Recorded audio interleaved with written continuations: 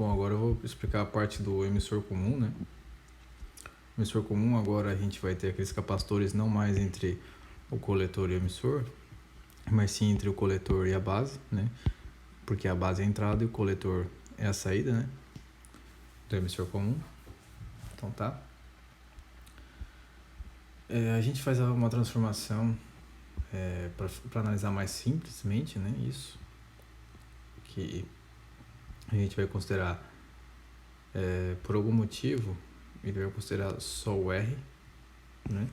Para analisar, porque esse circuito aqui vai ser para polarização e esse aqui vai ser um indutor muito grande para não passar as oscilações que ocorrem aqui no circuito para a fonte. Tá. Então, analisando só o circuito referente à parte que oscila, tem que até perguntar realmente o que ocorre aqui, né? Por que ele desconsidera esses componentes aqui do circuito, tá?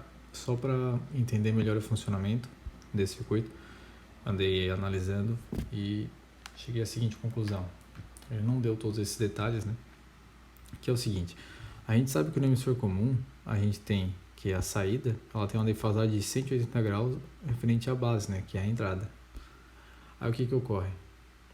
Se a gente analisar esses capacitores aqui, ó, a gente vai ter essa saída aqui e nós vamos estar defasados em 180 graus, né? Esse ponto desse ponto, se fosse uma ligação comum, né? Tipo, se eu só ligasse um fio aqui. Porém, agora a gente tem esses dois capacitores. Aí o que acontece? Quando eu tenho uma tensão, concorda que quando eu tenho uma tensão aqui no ponto, que ela esteja no semiciclo positivo, né? Supor que eu tenho uma senoide e eu esteja aqui nesse ponto semiciclo positivo. Concorda que quando eu tenho essa tensão semiciclo positivo aqui, eu tenho esse capacitor com uma tensão do semiciclo positivo, só que aqui ele está ligado inversamente, né? Então, não é que está ligado inversamente, mas é que a tensão que estaria no semiciclo positivo, que estaria no ponto de cima do capacitor, ela está de baixo. Então, na verdade, a gente tem esse semiciclo positivo assim, né? Então, a gente tem essa inversão de fase novamente. Então, a inversão de fase que a gente teria de 180 graus, ela é consertada por essa associação de capacitores aqui, que eles dão essa mais a outra defasagem de 180 graus, e aí no final a gente tem os 0 graus, né? Agora, para que servem esses capacitores aqui? O Jader não falou, mas eu cheguei à conclusão que é o seguinte: a gente quer uma carga que ela tenha um acoplamento apenas AC, né? Então a gente não pode ligar direto um fio. Só que assim, um capacitor ele adiciona uma defasagem de 90 graus, né? Então, para compensar essa defasagem de 90 graus que tem na saída, a gente também adiciona outro capacitor para dar outra defasagem de 90 graus na entrada, e aí desse modo as defasagens se anularem, entendeu? Basicamente é isso. Estou falando meio baixo porque tá tarde, né? Tá, temos aqui um emissor comum, né, sem o resistor de degeneração, que estaria aqui no caso, que não temos, então é sem isso. Então o ganho para o emissor comum, a gente tem que menos o GMRC, esse menos é da defasagem, né? E aqui temos GMRC. Ok. Agora a gente lembra das regras lá de Barkhausen, lá. Para ter uma oscilação sustentável, a gente tem que ter o quê? Uma fase igual a zero e um ganho igual a 1. Ganho total de todo o circuito, que é o quê? O ganho do amplificador, na configuração dele, que é emissor comum nesse caso, multiplicado pelo ganho da realimentação, né? Ou seja, esses dois ganhos tem que dar 1. Ok. Eu não sei de que modo que o Jader chegou nisso e nem sei o que é R0, né? Tem que perguntar. Mas bom, vamos supor que a gente tivesse chego nessa mesma equação, né? Para essa impedância toda. Vamos supor, né? Que, na verdade, para essa impedância toda não, né? Porque isso aqui é impedância, isso aqui é a multiplicação dos dois ganhos, né? Que é o ganho de realimentação, que é o beta, e o ganho do amplificador, que é o A. Correto?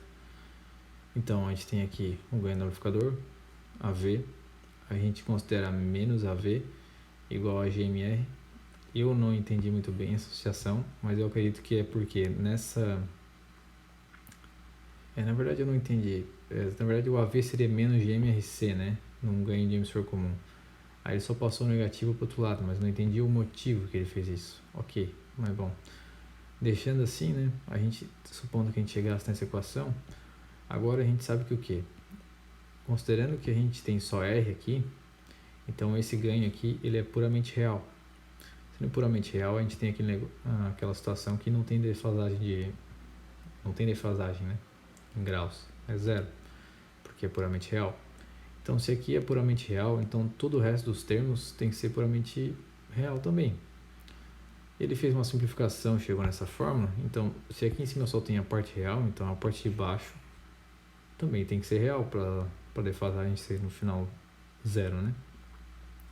Então, para eu ter tudo, para ser tudo só um número real, então essa parte imaginária aqui, ela tem que dar zero, né?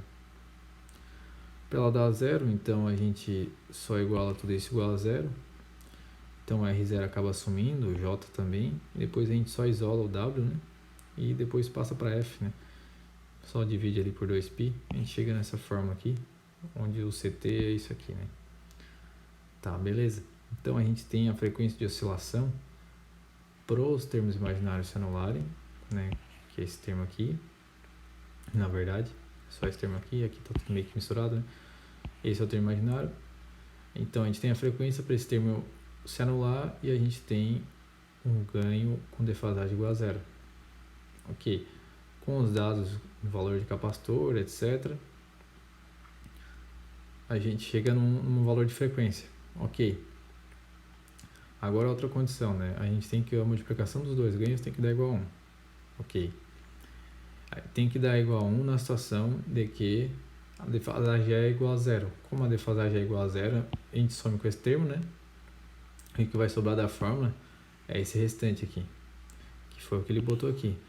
E isso tem que dar igual a 1, porque a oscilação estável. Se dá maior que 1, aos poucos o sinal vai sempre aumentando até um ponto que vai saturar. E se for menor que 1, ele vai sempre diminuindo até um ponto que a gente não vai ter mais nada, né? Por causa que ele é um circuito realimentado. Por isso que vai acontecendo esse efeito de sempre adicionando mais o efeito. Tá. Passando esse termo para o outro lado, né, cortando os negativos, a gente chega que o ganho tem que ser igual a isso aqui. Ok? Beleza. Calculando com a frequência de oscilação que a gente achou antes, um valor numérico, a gente vai chegar aqui. O ganho tem que ser igual a C2 sobre C1. Tá. Mas o ganho, a gente sabe, esse é o ganho do amplificador, né? Porque a gente isolou o ganho do amplificador e tal. Só que a gente sabe que esse ganho, na verdade, é o ganho do amplificador. Correto? Então,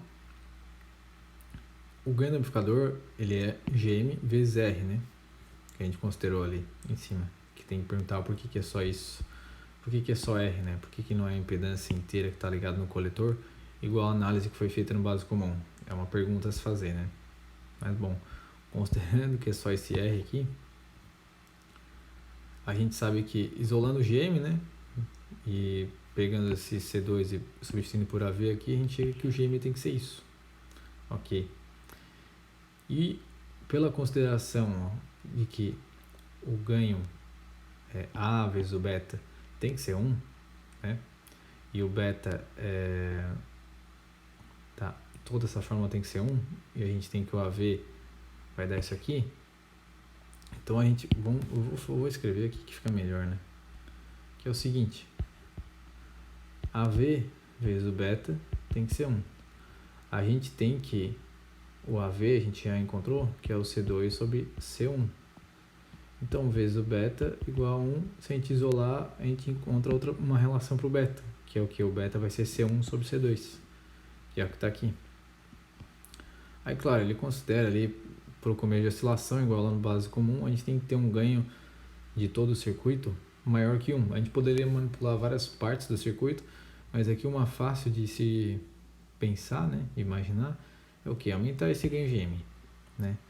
Aumentando esse ganho Gm, a gente vai aumentar o ganho AV, e aí a gente vai ter um ganho maior que 1, ou seja, esse circuito vai aumentando aos poucos no início. Aí depois a gente diminui, tá? Como é que a gente manipula esse GM? A ideia é porque o GM, ele é... Vamos botar aqui a fórmula do GM, né? GM é igual a corrente de coletor em DC pela tensão de Early, não, tensão térmica. Então, como é que a gente faz para manipular o IC, né? Que é a única coisa que a gente pode manipular, a princípio, né? É manipulando a polarização. Então, basicamente é o que? Aumentar o valor da fonte de tensão que está alimentando todo o circuito, de uma forma fácil. Vai aumentar o IC, e aí, basicamente, a gente vai aumentar o GM, e aumentando o GM, a gente vai fazer o ganho C maior que 1 e o circuito vai conseguir ter aquele ganho inicial, aumentar o ruído, amplificar o ruído, que vai gerar oscilação, ou seja, vai amplificar aquela oscilação inicial que seria muito pequena e vai gerar até uma oscilação realmente notável, né? Aí tá, né? A frequência de oscilação, ele só substituiu os valores aqui, e dados, tipo, pensando que o capacitor vale esse tanto, o outro capacitor vale esse tanto, o indutor vale esse outro tanto, pá, chegou aqui nesses valores. Ok. Determinou uma polarização de 2,5 mA, calculou a Rzinho e tal, e fez o resto das contas, né? A única diferença é que aqui ele está com um resistor de emissor, né? E aqui toda essa análise foi feita sem isso, até um questionamento a se fazer.